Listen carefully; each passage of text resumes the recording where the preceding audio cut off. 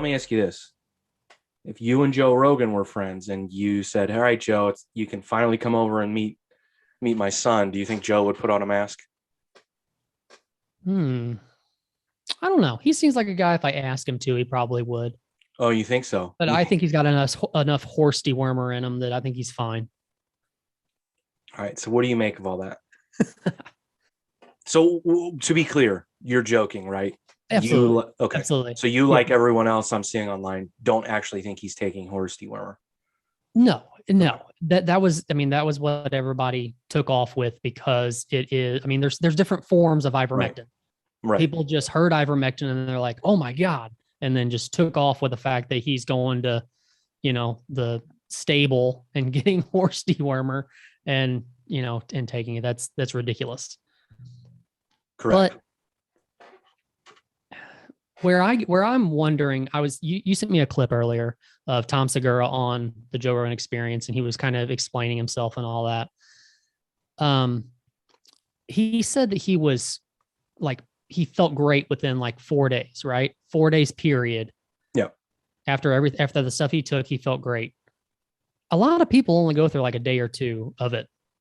I mean, I think mine wasn't like put me in the hospital, but it did literally put me down for like 6 days straight, taking like Mucinex and whatnot.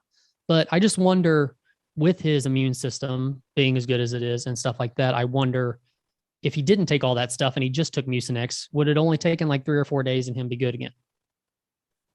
Now that's a great question, but you're under the assumption that he has a good immune system. I mean, okay.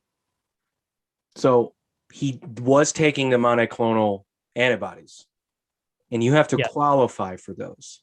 So there are actual antibodies that you can get for COVID patients who have had the symptoms and are severe symptoms, but there are stipulations. Like, in order for you to be eligible to get those, and by the way, they're not cheap if you do get them, not cheap at all.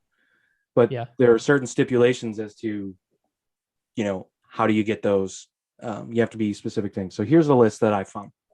You have to be at least 65 years old, which he is not. So let's eliminate that one. You have to have a body mass index of more than 25 kilograms, or if age 12 to 17, have a body mass index above the 85th percentile for their age and gender based on the CDC growth charts.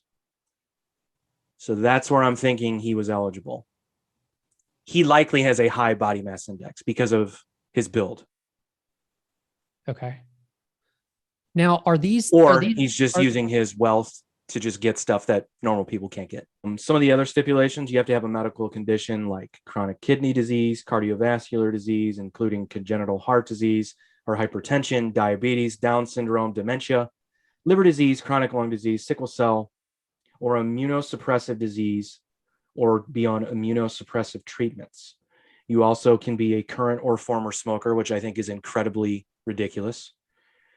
History of stroke or cerebrovascular disease, current or history of substance abuse, neurological disorders,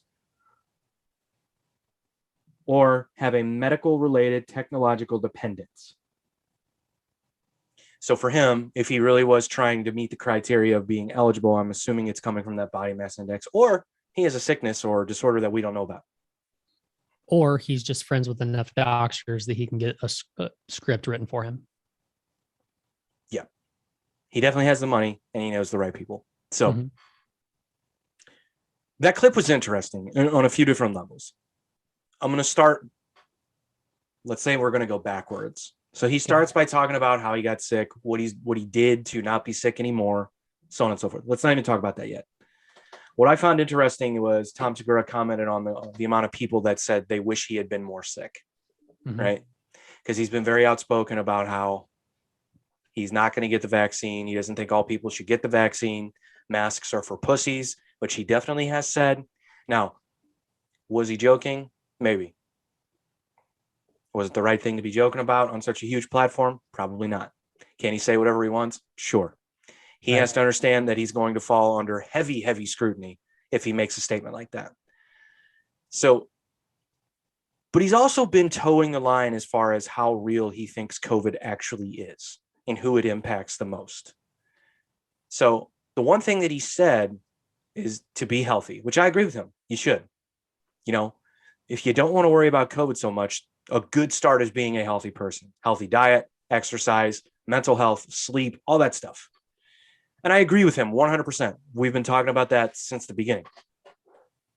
But when you're towing the line about how real you actually think it is and how real you think your health is, because he kind of, again, implies that he's a healthy person, stays in shape, eats well, so on and so forth.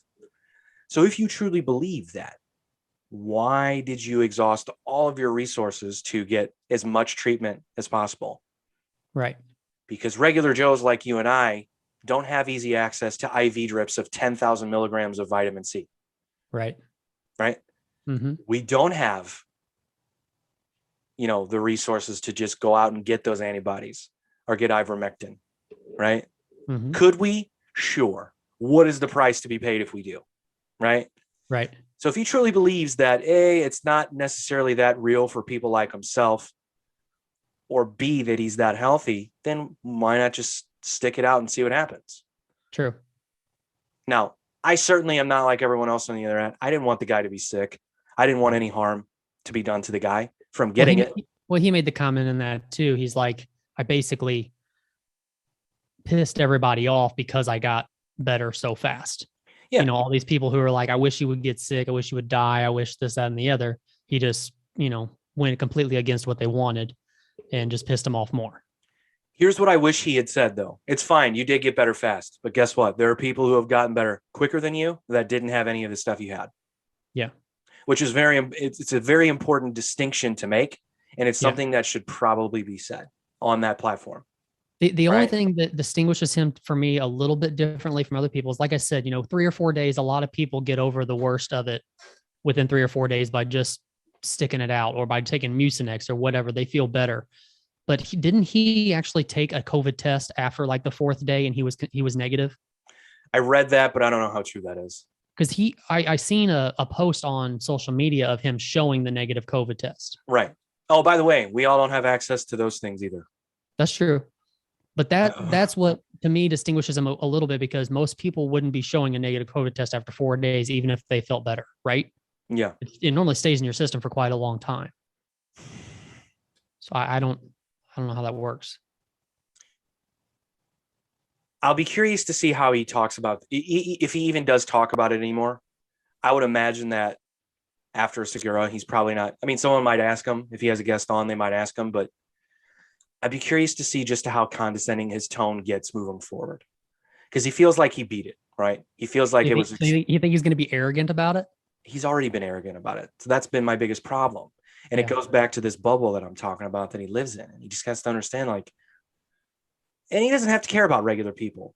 Maybe he's not as a kind-hearted of a person as maybe I thought he was in the beginning when I started listening to him in 2015 or whatever. And he doesn't have to give a shit about you or I, but expect the backlash. He says he doesn't pay attention to it.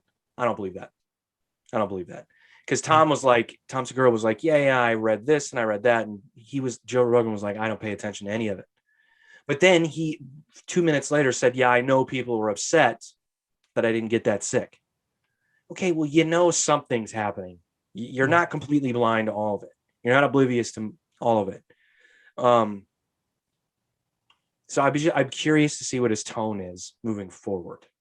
Yeah. And look, you don't want to get the vaccine. You don't want to get the vaccine. But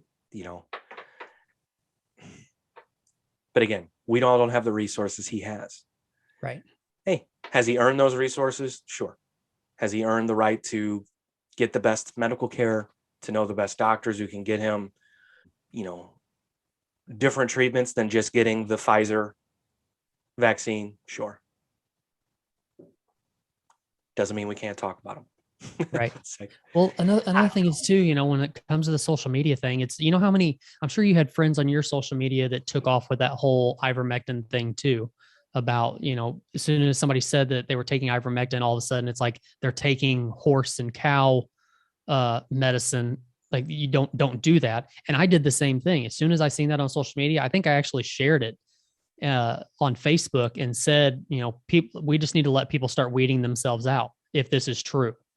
Yeah. Well, that was before I knew that there's actually a human form of this. All the social media is showing is just, oh, well, there's spike numbers of poison control calls because people are taking, the actual horse and cow form of this, not people form. And it wasn't until the next day after I shared that I seen the article about Joe Rogan saying that he took it. And to me, all of a sudden something clicked and I'm like, okay, there's got to be something more to this because Joe Rogan's not an idiot. Like he's one of the smarter guys out there, so he's not just going to take something just idiotically like that. But I think there's other sides that are people that see it and see that he took that and they're like, so Joe Rogan is as big of a moron as everybody else that's taking this stuff when Right. you know that he's got a lot of science to back it up before he would do it.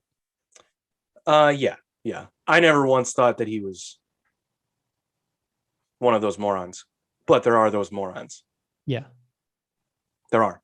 Have you looked at what ivermectin is? It's for it's like a parasite, Right. not virus. Correct. So that's what's weird to me. Rogan talked about it a little bit in that clip, but I couldn't understand what the heck. I don't think he understood what he was reading. He tried to read it and he couldn't pronounce most of the words, No. and he doesn't know what he was taking either. So I don't know. I thought that was interesting because there was two different things. A virus and a parasite are two different things. So that was weird to me. Correct. My wife could break down the science for you better on that. And she did really? At the start of this, when people were posting on social media that they were taking the horse version of ivermectin. At the end of the day, science or no science, that there are people out there that are just anti-vax, that are just going to do it because they're morons. Yeah. But are these the same people that won't get a vaccination because they don't know what's in it? Correct. Tell me what's in ivermectin. They can't. They can't. Or because it's, yeah. And same people, like I said, these same people who won't get the vaccine are, a majority of them are smokers. A majority of them have terrible diets. Not a majority. There are folks that are 100% outspokenly against getting the vaccine, but still put thousands and thousands of chemicals in their body every day. They don't know the source of them. They don't know what they are. So just say you don't want to do it. That's it. Right. That's where it ends. That's what I would rather. That's what I would rather see. I would rather not. Don't give me an explanation for it. And I have a lot of friends and family who have no desire to get the vaccine. I'm okay with that. I'm fine with that. Now, is it because they just don't want to, or it's because they have some conspiracy theory that's attached this idea to their brain, and they now have to spread that idea? Right. As far as close people goes, it's not really, or like close people to me, it's not really a matter of that. It's mainly just it's something they don't want to do. Some people, it's like a freedom thing, kind of like you want to force me to do something that I don't want to do. Right. One of those kinds of things. But for the most part, it's not conspiracy related or anything like that. It's just something they don't want to do, just like a flu shot or anything like that. And that fair enough. And again, I would say I respect that more than just spreading this misinformation. Right. And that's one of the things he said in that clip too, is it kind of annoys me. And he does this a lot, but he talks about there was a study, singular, not studies, plural. There was a study that showed that if you've had COVID, the antibodies you build after you've had COVID are 6 to 13% more effective than the Pfizer vaccine. Right. Really? What study was that, Joe? That's the kind of shit that he says that really bugs me. Right? If he had said studies, I would have been like, okay, let me go ahead and fact check that, because there are multiple I could try and find. He just said one, didn't say who did it. There was a study that showed that, right? Yeah. So he has to understand, on his platform, when he says something like that, he's telling someone else other than you and I, someone who doesn't think that getting COVID is more effective than getting the vaccine. Right? Mm-hmm. He said that without saying it. Yeah. No, that's not true. You can't even begin to think that's true. That's scary territory to enter. around anything. Forget about just COVID. You would say that about anything. Right. Right. Straight for you.